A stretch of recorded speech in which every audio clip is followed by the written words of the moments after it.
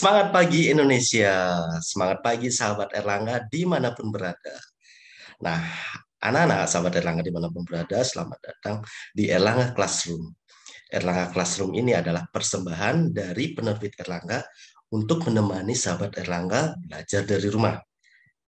Anak-anak di masa pandemi ini, mari kita tetap menjaga protokol kesehatan, seperti memakai masker, mencuci tangan, menjaga jarak, dan menghindari kerumunan. Di episode kali ini, jumpa lagi dengan Pak Guru Erik Krisna. Kita akan belajar bersama tentang membedah soal ujian sekolah, khususnya muatan pelajaran bahasa Indonesia. Seperti apa soal-soal bahasa Indonesia dan bagaimana cara mengerjakannya, anak-anak sahabat Erlangga bisa menuliskan di kolom komentar jika ada pertanyaan yang ingin diajukan. Mari kita mulai belajar.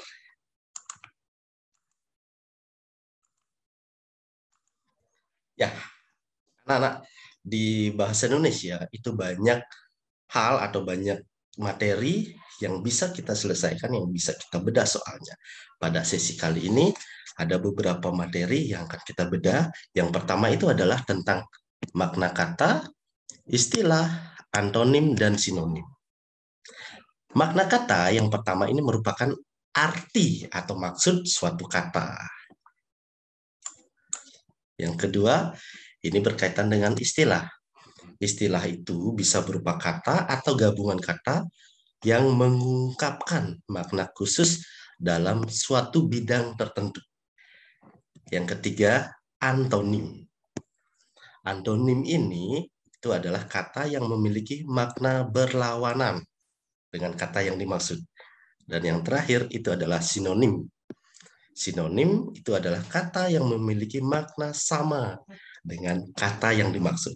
Nah, seperti apa contoh soalnya? Mari kita simak bersama. Oke, yang pertama, ini untuk menjawab soal nomor 1 dan nomor 2. Kita baca teksnya bersama-sama. Tanaman hijau memiliki zat hijau yang disebut klorofil. Klorofil berfungsi membantu proses fotosintesis pada tumbuhan.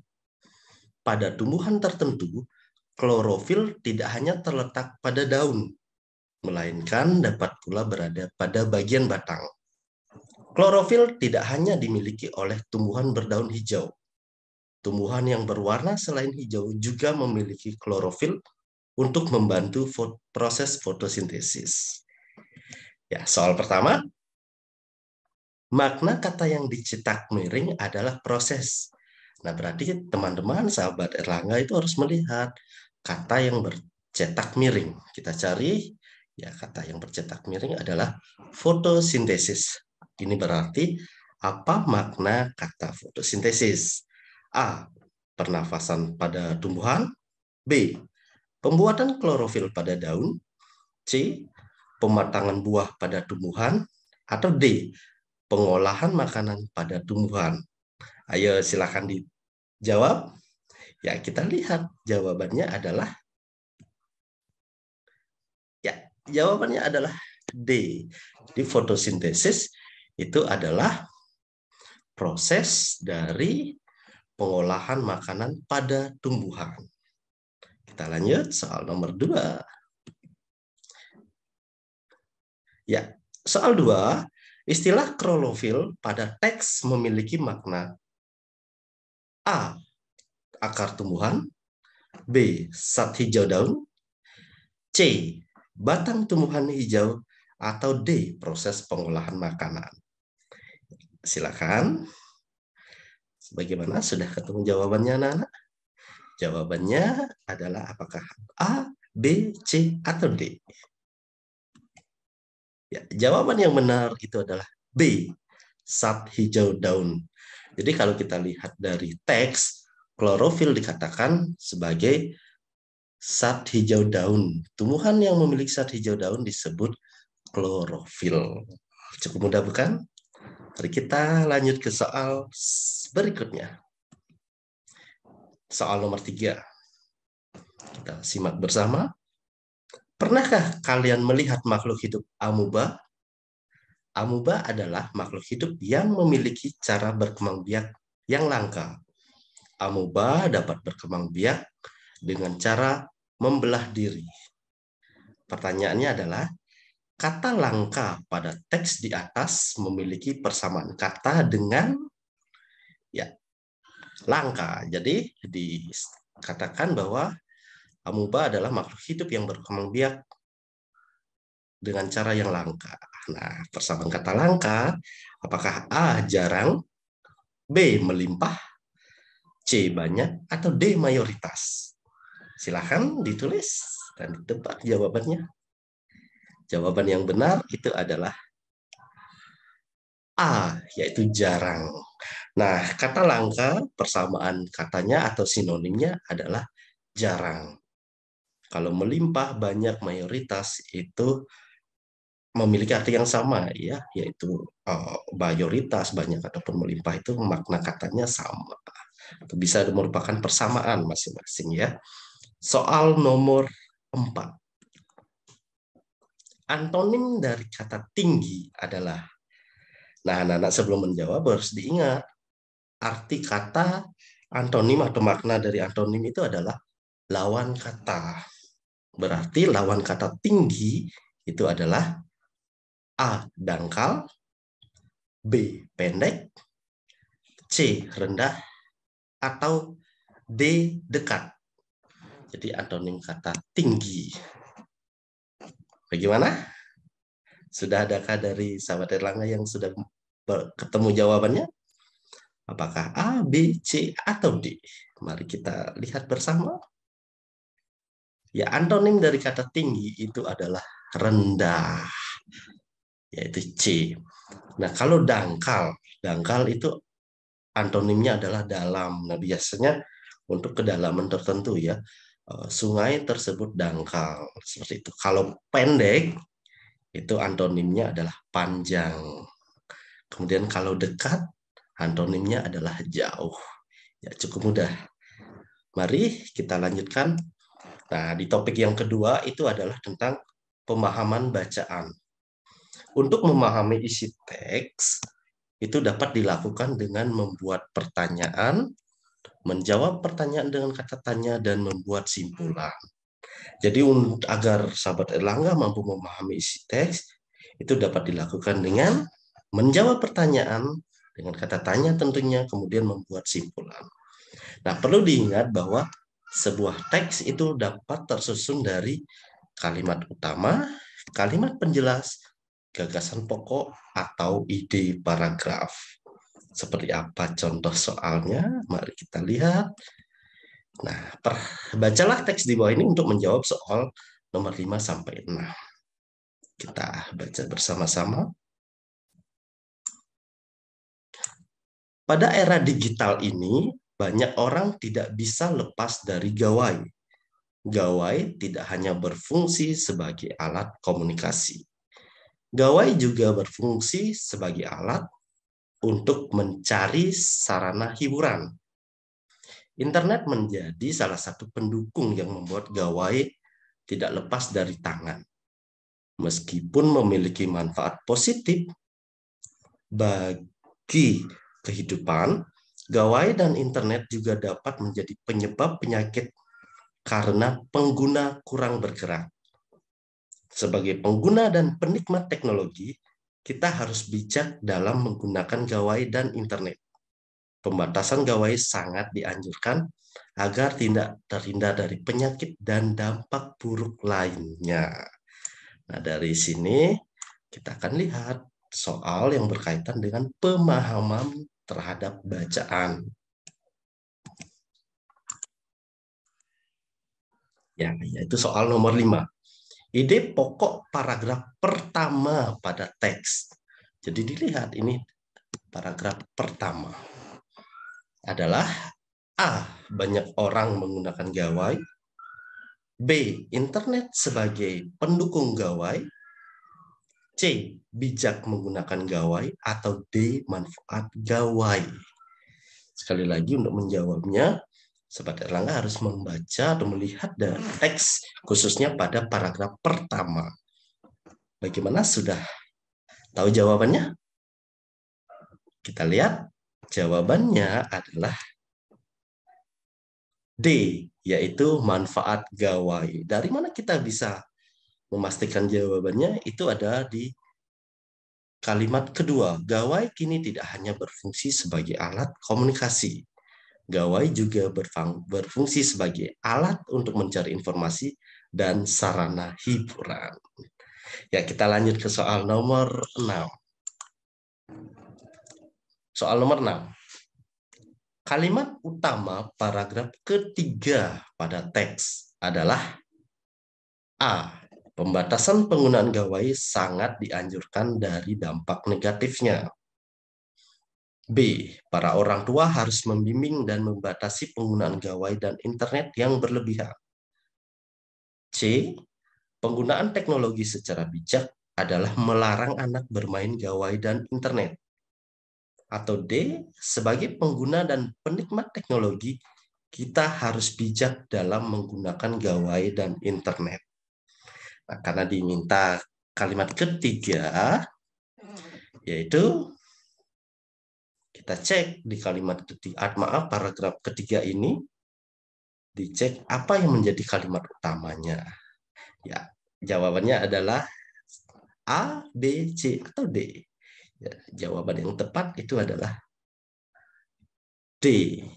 Sebagai pengguna dan penikmat teknologi, kita harus bijak dalam menggunakan gawai dan internet. Nah, di sini sudah jelas di awal kalimat ya.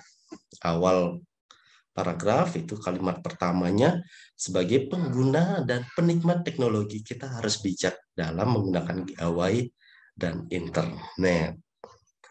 Ya, kita lanjut ke soal berikutnya. Soal nomor 7.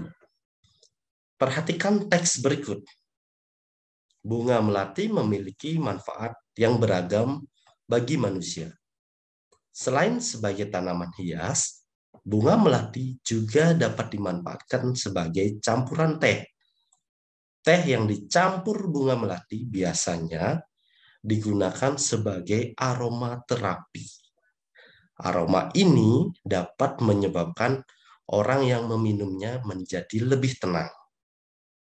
Kutipan yang sesuai dengan isi teks di atas adalah, kita harus mencari kutipan yang sesuai. Oleh karena itu kita harus pahami bacaannya, kemudian kita dapat melihat opsinya ya. Yang A, bunga melati dapat mengobati berbagai jenis penyakit. B, bunga melati dimanfaatkan sebagai campuran minuman teh. Yang C, bunga melati digunakan sebagai media terapi. Dan yang D, bunga melati diolah menjadi minuman bermanfaat. Ayo, antara opsi A, B, C, dan D itu hampir memiliki jawaban yang mirip ya. Tapi kita harus cek di paragraf. Nah, kira-kira jawaban yang paling tepat itu adalah, kita lihat bersama, atau ada sahabat Erlangga yang sudah tahu jawabannya. Mari kita cek ya. Jawaban yang tepat itu adalah B. Bunga melati dimanfaatkan sebagai campuran minuman teh. Kenapa? Karena di sini sudah dijelaskan manfaat beragam dari bunga melati, yaitu sebagai campuran teh. Kemudian dari kalimat tersebut dijelaskan lagi bisa sebagai aromaterapi dan menyebabkan orang lebih tenang. Jadi yang lebih tepat itu adalah B. Nah, kalau C itu adalah sebagai media terapi. Kalau misalnya opsinya sebagai aromaterapi itu akan lebih tepat juga ya. Jadi harus hati-hati dalam memilih jawaban ini. Nah, untuk nomor 7 jawaban yang tepat itu adalah B. Mari kita ke soal berikutnya. Nah, soal berikutnya itu berkaitan dengan materi tentang jenis-jenis paragraf. Nah, sahabat Erlangga tentu masih ingat ya, ada jenis-jenis paragraf, ada 5. Yang pertama itu adalah paragraf narasi. Paragraf narasi ini berisi kejadian atau peristiwa yang diceritakan berdasarkan urutan waktu kejadian. Jadi cirinya dari paragraf narasi itu ada urutan peristiwa. Jadi ada urutan waktu ya. Kemudian jenis yang kedua itu adalah jenis deskripsi. Jenis deskripsi atau paragraf deskripsi ini merupakan paragraf yang berisi penjelasan yang melibatkan panca indera sehingga pembaca dapat merasakannya. Jadi deskripsi itu berisi tentang penjelasan yang melibatkan panca indera seperti penglihatan, pendengaran, peraba, ya. Kemudian ada persuasi. Persuasi merupakan paragraf yang bersifat mengajak. Sekali lagi ada penekannya, yaitu mengajak pembaca agar melakukan anjuran atau ajakan yang disampaikan. Jadi di sini bertujuan untuk mengajak, ya. Seperti apa contoh paragraf persuasi? Nanti kita simak pada latihan soal. Kemudian yang keempat, itu ada paragraf argumentasi. Paragraf ini berisi tentang pendapat tentang suatu hal atau kejadian. Jadi ada pendapat. Nah, tentu pendapat ini harus disertai bukti atau fakta agar meyakinkan pembaca bahwa pendapat kita itu memang sesuai. Kemudian yang terakhir itu ada eksposisi. Nah, eksposisi ini merupakan paragraf yang berisi informasi, penjelasan, atau pemaparan tentang suatu hal yang bertujuan untuk memperluas dan menambah pengetahuan pembaca. Jadi dari jenis 5 paragraf ini tolong diingat kata kuncinya, ya, sehingga nanti anak-anak akan mudah menentukan jenis paragraf yang dimaksud pada soal. Ya, kita soal nomor 8. Perhatikan teks berikut. Tubuh membutuhkan asupan air yang cukup banyak. Kekurangan air dapat menyebabkan dehidrasi dan membuat tubuh menjadi lemas. Oleh sebab itu, ayo minum air putih minimal 8 gelas per hari. Paragraf di atas termasuk jenis paragraf A. Deskripsi, B. Argumentasi, C. Persuasi, atau D. Eksposisi. Nah, anak-anak seperti yang Pak Guru sampaikan tadi, anak-anak harus temukan ciri yang utama disampaikan dalam paragraf ini. Ayo, sudah ketemu? Nah, jika sudah, kira-kira jawabannya nomor A, B, C, atau D. Mari kita lihat, ya.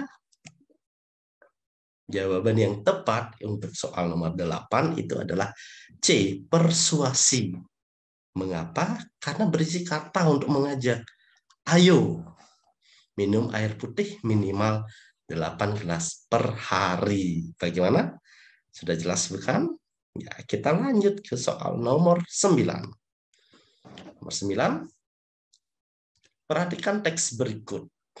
Bunga mawar merupakan bunga dengan kelopak yang indah.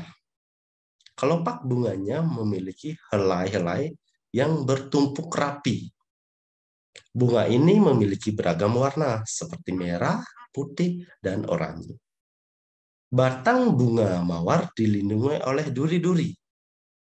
Bunga mawar memiliki batang berkayu sehingga mampu tumbuh tegak. Daun bunga mawar biasanya berjumlah 3 helai dalam satu tangkai. Paragraf di atas termasuk jenis paragraf. Ayo kita lihat lagi ciri-cirinya. Apa yang menjadi ciri dari paragraf tersebut? Bagaimana? Apakah itu merupakan paragraf eksposisi, B. Argumentasi, C. Persuasi, atau D. Paragraf deskripsi? Silahkan dijawab. Ya, jawaban yang tepat itu adalah D. Paragraf deskripsi. Mengapa? Karena deskripsi tadi itu adalah menggambarkan yang bisa dirasakan oleh panca indera. Seperti batang bunga mawar dilindungi oleh duri-duri. Itu bisa kita melihat atau membayangkan duri-duri yang ada pada batang mawar. Kemudian warna, ada merah, putih, dan orange. Ya, seperti itu. Ciri dari paragraf deskripsi. Soal berikutnya itu adalah berkaitan dengan topik prediksi kejadian berdasarkan isi bacaan.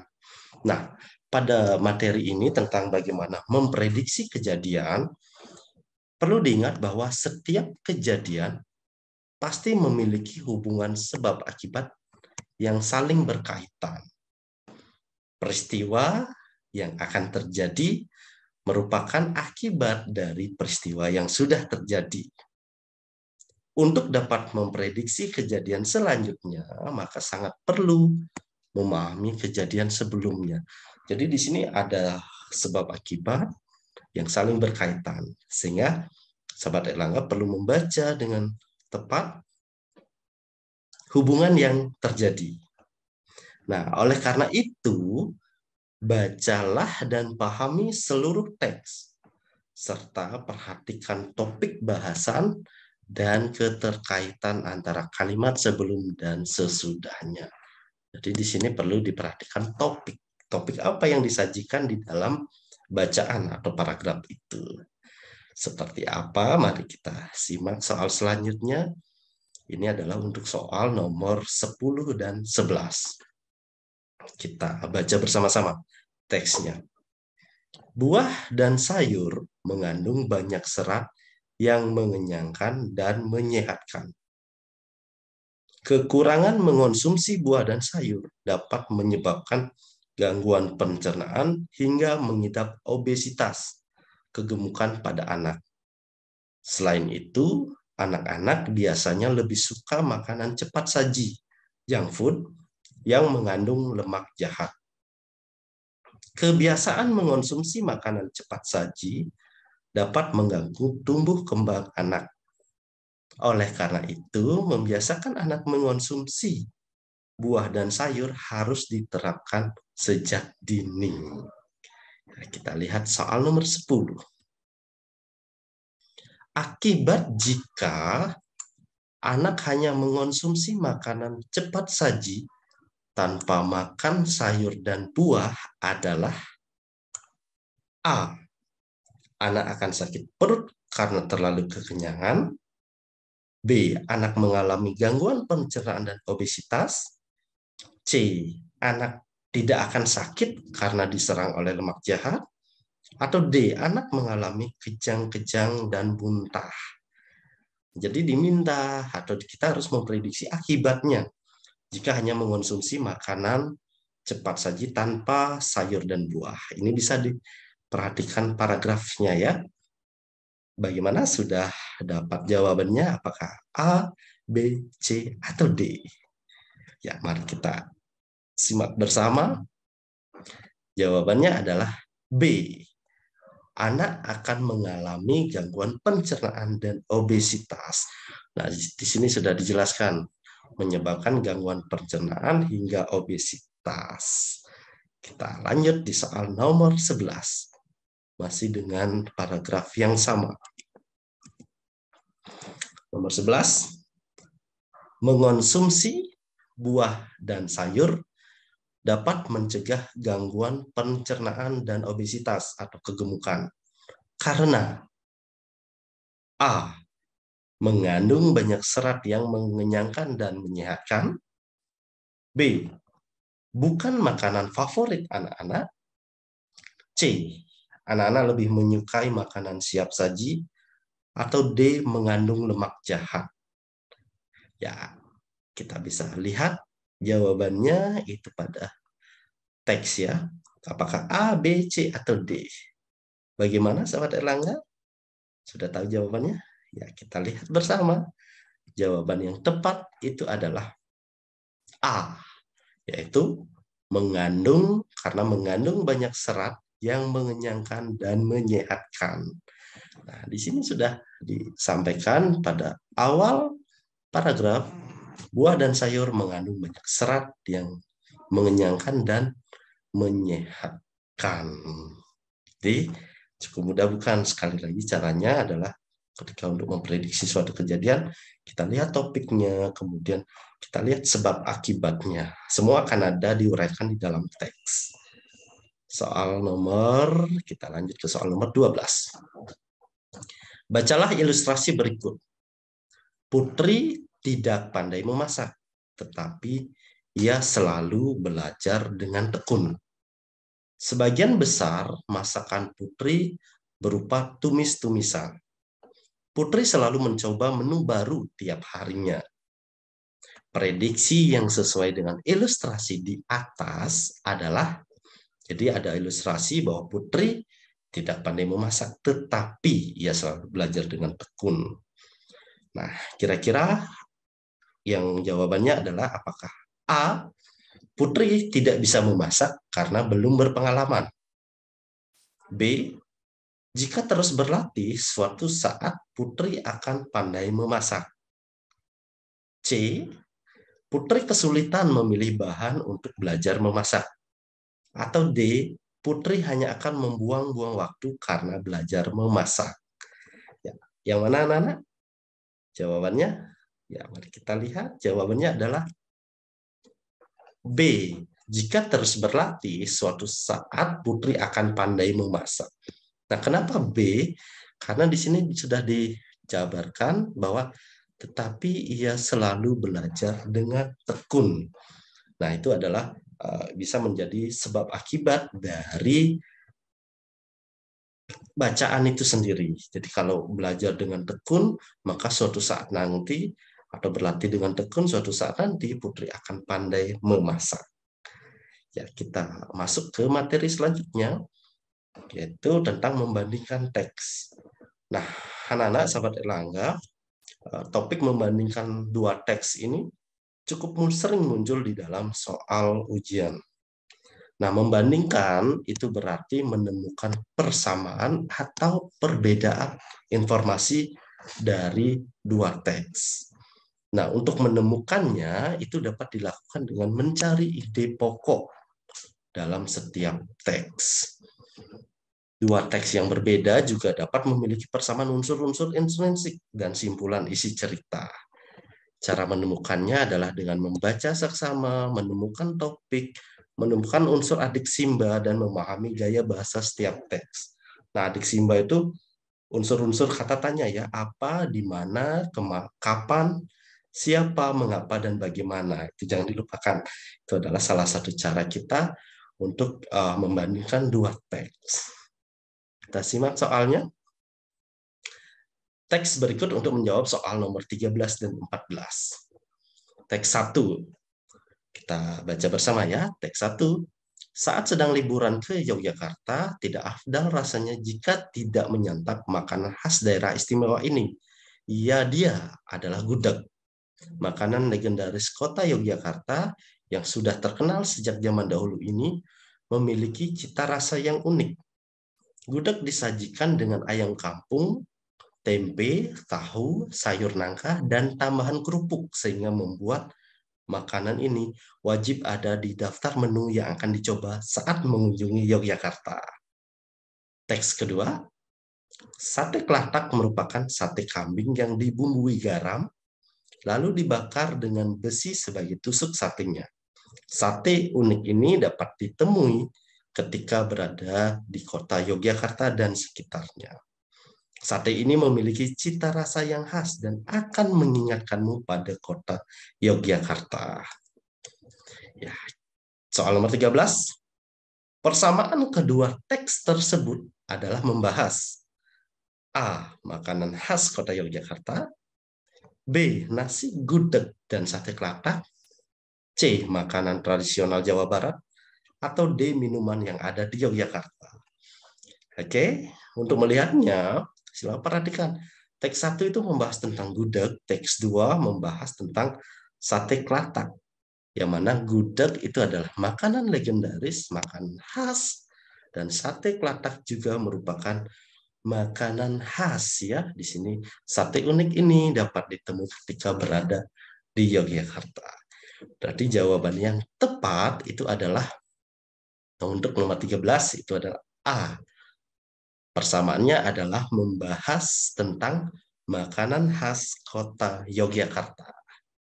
Soal nomor 14. Kita lihat perbedaan. Nah, di sini meminta tentang perbedaan ya. Perbedaan kedua teks tersebut adalah A. Teks 1 membahas tentang nasi gudeg, teks 2 membahas tentang sate kelatak. B. Teks 1 membahas nasi gudeg sebagai makanan khas Yogyakarta. Teks 2 membahas sate kelatak sebagai makanan khas Yogyakarta. Yang C. Teks 1 membahas makanan yang wajib dicoba Saat berkunjung ke Yogyakarta, teks 2 membahas makanan yang ada di Yogyakarta dan sekitarnya. Yang D, teks 1 membahas tentang penyajian nasi gudeg, dan teks 2 membahas tentang sate kelatak yang mengingatkan dengan angklung Yogyakarta. Ya, kira-kira apa yang menjadi perbedaan kedua teks? Nah, di dalam perbedaan juga ada persamaan di sini ya, yaitu makanan khas Yogyakarta. Tapi makanannya itu yang berbeda. Kira-kira jawabannya yang mana? Kita lihat. Ya, jawabannya adalah B. Nah, teks 1 perbedaannya membahas nasi gudeg, teks 2 perbedaannya adalah membahas sate kelatak sebagai makanan khas Yogyakarta. Nah, sama-sama membahas makan khas kota Yogyakarta, namun perbedaannya adalah pada jenis makanannya, yaitu nasi gudeg dan sate kelatak. Ya, itu tadi tentang beberapa materi yang sering muncul di dalam soal ujian sekolah. Nah, Pak Guru berharap anak-anak semakin banyak latihan, kemudian jangan lupa untuk ikuti channel ini sampai bertemu lagi di sesi selanjutnya di Erlangga Classroom, di channel yang sama, di waktu yang sama. Nah, jangan lupa tetap jaga protokol kesehatan dan tetap semangat. Sampai jumpa!